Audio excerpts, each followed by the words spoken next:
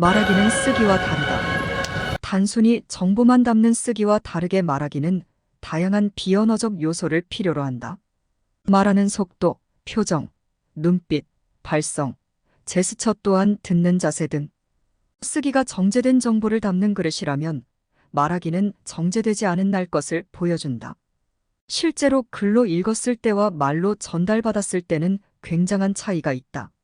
쓰기와 말하기는 모두 중요한 소통 방식이다. 다만 어떤 면에서는 쓰기보다 말하기가 더 효과적인 전달 방식일 수 있다. 일단 말하기의 가장 큰 장점은 실시간 소통이다. 요즘처럼 커뮤니티의 활성화로 실시간 댓글 소통이 가능한 세상임에도 불구하고 말하기는 독보적인 실시간 소통 방식이다. 실제로 문자를 주고받다가 답답해지면 우리는 1차로 전화를 걸어 목소리로 대화를 하고 2차로 직접 만나기를 희망한다.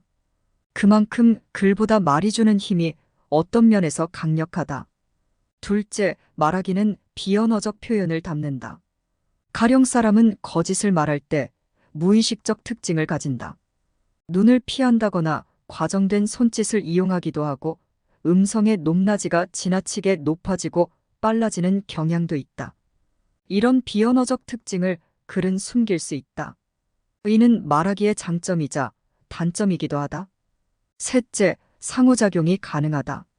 앞서 말한 실시간 소통과 일맥한다. 대화에 대한 즉각적인 호기심을 해결하고 의견을 나눌 수 있다. 실제로 소크라테스는 책 읽기라는 소통보다는 대화를 통한 학습을 중요하게 생각했다. 이를 소크라테스적 대화라고 한다.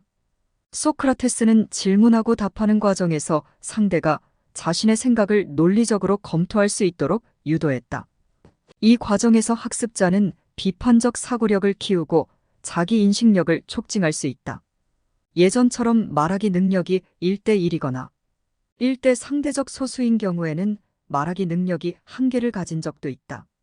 다만 현대 영상 매체의 시대가 오면서 말하기 능력은 점차 중요해지고 있다. 예전에는 다수를 상대하기 위해서 무조건 쓰기 능력이 중요했다.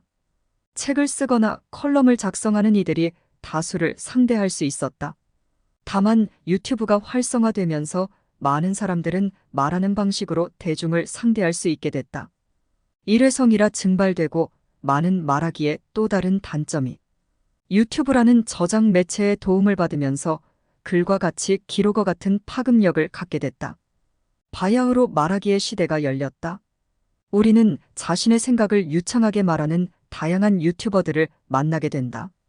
예전 같으면 강연장에서만 볼 수 있거나 술자리, 친구들 앞에서만 이야기하던 내용들이 불특정 다수에게 노출되면서 말하기는 더 빠른 속도로 생각이 같은 이들을 모을 수 있는 수단이 됐다. 그렇다면 어떻게 하면 말하기를 잘할 수 있을까? 이에 스피치 코치 한석준 아나운서는 그에 져서 말하기 수업에서 말 잘하는 방법을 설명했다. 말 잘하는 방법은 한두 가지는 아니다. 말이라는 것은 너무나 다양한 능력을 복합적으로 보여주는 행위다. 고로 단순히 성대를 떨어 정보를 전달하는 일은 아니다. 그것이 분명한 이유는 우리 주변에서 쉽게 확인할 수 있다. 어떤 사람은 맞는 말을 하더라도 내용에 의심이 생기기도 하고 어떤 사람은 실없는 소리를 해도 말에 무게가 느껴지기도 한다. 어떻게 전달해야 하는가의 문제가 컨텐츠에도 영향을 끼치는 것이다. 여기서 흥미로운 것은 발음에 대한 부분이다. 우리는 대부분 발음을 연습할 때 자음에 대해 신경을 쓰곤 한다. 시옷이나 히읗과 같이 발음하기 어려운 자음에 대해 애를 쓰기도 하지만 대체로 뭉개지는 발음의 경우 그 문제점은 자음이 아니라 모음에 있는 편이 많다.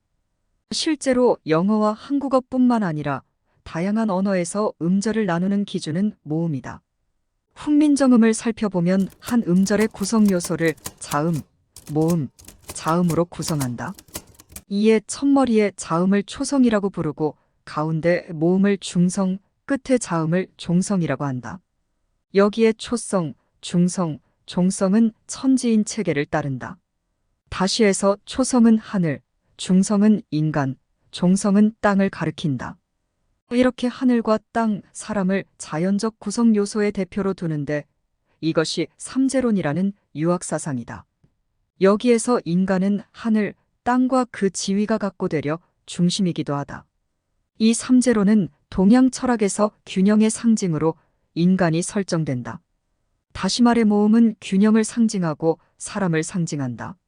말장난 같지만 실제로 모음은 음절의 기준이 되어 명확한 전달을 가능하게 하고 초성과 종성의 부족한 부분을 채워준다. 모음을 조금 더 신경 써서 말하는 일뿐만 아니라 말하기에는 눈빛과 행위도 포함된다. 말을 할 때 사람을 쳐다보지 않는 일은 현대인들이 자주 하는 실수다. 사람의 말은 입을 통해 나가지만 그 방향은 눈에 있다. 말은 공간으로 퍼져 목표점을 잃는 떨림 즉 파동이다. 다만 빛은 직진하는 성질을 가진다. 다시 말해 빛은 파장이 짧아 직진성이 강하고 소리는 파장이 길어 전파성이 강하다. 말은 파장을 갖고 있기에 전파성이 강한 반면 직진성이 약하기에 눈빛으로 그 방향성을 정해주어야 한다. 다만 현대인의 대부분은 사람과 대화하는 일에 서툴다. 대부분의 사람들은 사람과 대면할 때 스마트폰을 함께 쥐고 있다. 이들은 무의식적으로 스마트폰에 눈을 두고 말하는 습관을 갖는데 이런 경우 소리의 전달의 반향을 상실한다. 이런 경우는 적잖다. 이는 내가 가장 신경 쓰는 부분 중 하나다. 사람을 만날 때 나는 제일 먼저 스마트폰을 뒤집어 놓는다. 될 수 있으면 상대가 보는 앞에서 스마트폰을 뒤집어 놓는 경우가 많다. 이는 상대에게 당신의 이야기에 경청할 준비를 하겠습니다라는 표시로 전달될 수 있다. 대부분의 사람들이 대화하며 스마트폰을 손에 쥐고 있는 경우가 많은데 이런 경우 말하고자 하는 바를 정확하게 전달하기 힘들 여지가 있다. 간혹 중요한 정보가 아니기에 스마트폰에 신경을 두는 경우가 있다고 할지 모르겠다. 다만 인간은 반복적인 행위를 학습하는 경향이 있다. 아주 사소한 행위는 반복과 습관이 되고 결국 그 행위는 무의식에서 학습한다. 결국 사소한 대화조차 우리는 말하기 훈련의 일부이며 사소한 대화에서도 자신의 습관을 관찰하고 고치려는 노력이 필요하겠다.